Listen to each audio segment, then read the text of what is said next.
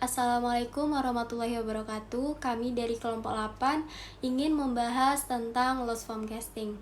Baik, sebelumnya perkenalkan saya Neysha Dwi Fatmasiwi. Di sini saya akan membahas tentang pengertian loss form casting. Jadi apa sih loss form casting itu? Loss form casting adalah metode pengecoran menggunakan styrofoam sebagai bahan untuk membentuk pola dan ditanam dalam pasir silika dengan proses pemadatan cetakan pasir menggunakan sistem getaran pada rangka cetak. Loss form casting ini tuh dapat disebut juga sebagai pengecoran evaporatif. Pengecoran evaporatif termasuk pengecoran tanpa bahan pengikat.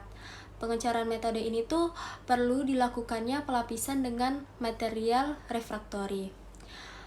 Pelapisan material refraktori harus tahan terhadap suhu tinggi logam cair. Salah satu faktor penting untuk memproduksi hasil coran berkualitas tinggi, kita dapat melakukan metode loss form casting, yaitu pelapisan pola expanded polystyrena dengan material refraktori. Baik, selanjutnya kita akan masuk ke bahan-bahan yang digunakan di loss form casting.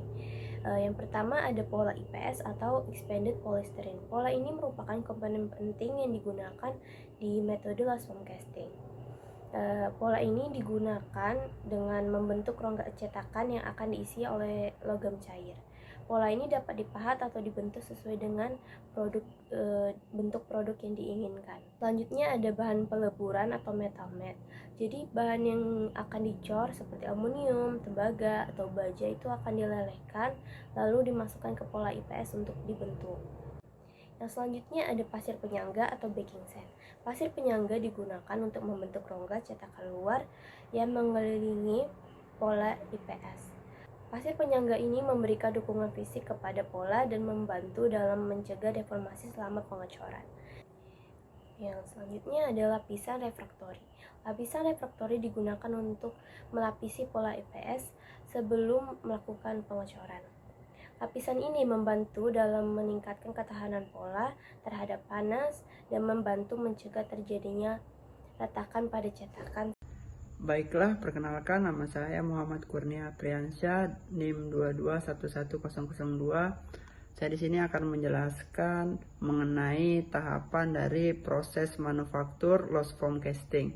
Yang pertama adalah pembuatan pola. Proses dimulai dengan pembuatan pola dari busa polisterin yang disusun dalam bentuk yang diinginkan. Pola ini biasanya sangat presisi dan memiliki rincian yang halus.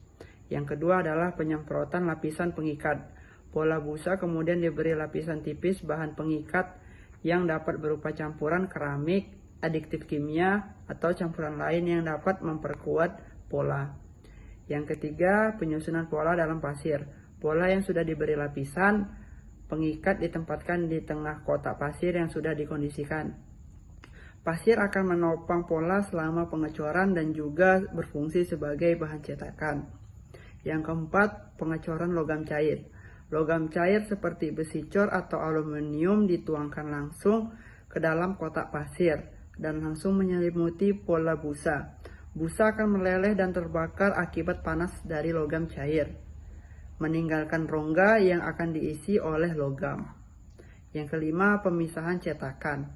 Setelah logam mengeras, cetakan dibongkar dan produk logam yang dihasilkan terungkap. Proses ini biasanya menghasilkan produk dengan ketelitian yang tinggi dan rincian yang tajam. Kelebihan dan kekurangan loss form casting. Kelebihannya adalah akurasi geometri. Metode ini memungkinkan pembuatan cetakan yang sangat akurat dan kompleks dengan detail yang baik, karena pola IPS dapat dengan mudah dipahat atau dibentuk sesuai kebutuhan. Yang kedua, mengurangi limbah. Tidak seperti metode cetakan pasir tradisional, loss form casting tidak menghasilkan pasir bekas yang harus dibuang. Ini mengurangi limbah dan dampak lingkungan. Yang ketiga, efisiensi proses. Proses ini memungkinkan produksi batch kecil yang efisien dan dapat menghemat waktu dan tenaga kerja. Permukaan yang lebih halus. Hasil cetakan loss form casting cenderung memiliki permukaan yang lebih halus dibandingkan dengan cetakan pasir yang mengurangi waktu dan diperlukan untuk penyelesaian dan finishing produk. Kekurangannya adalah Biaya awal yang tinggi. Pembuatan pola IPS yang akurat dan berkualitas tinggi dapat memakan biaya yang signifikan.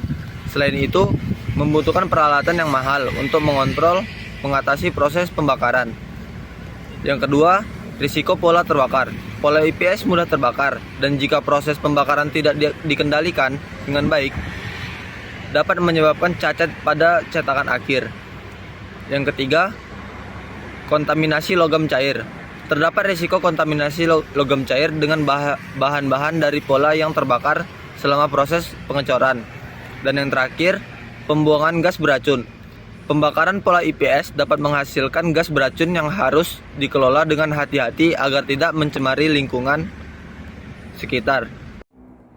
Oke, baik, untuk materi selanjutnya yaitu loss foam casting dalam industri.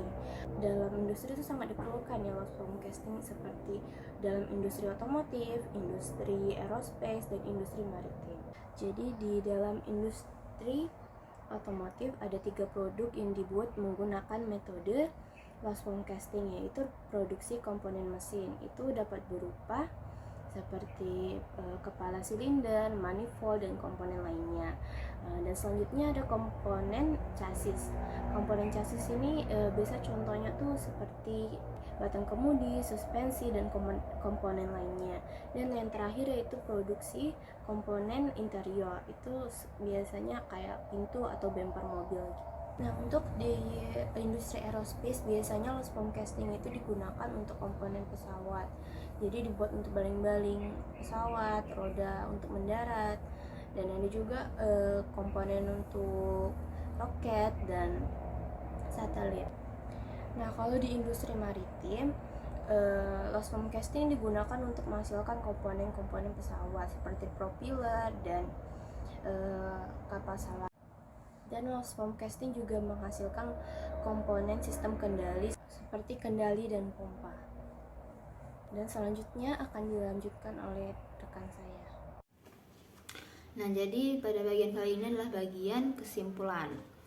Nah, bagian kesimpulan ini mungkin saya akan meng-highlight atau merangkum secara singkat dan padat mengenai apa yang sudah teman-teman saya jabarkan mengenai materi atau metode pengecoran LFC atau loss foam casting.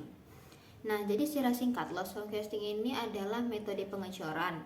Metode pengecoran itu yang sudah berkembang dan juga sudah diakui dalam industri manufaktur.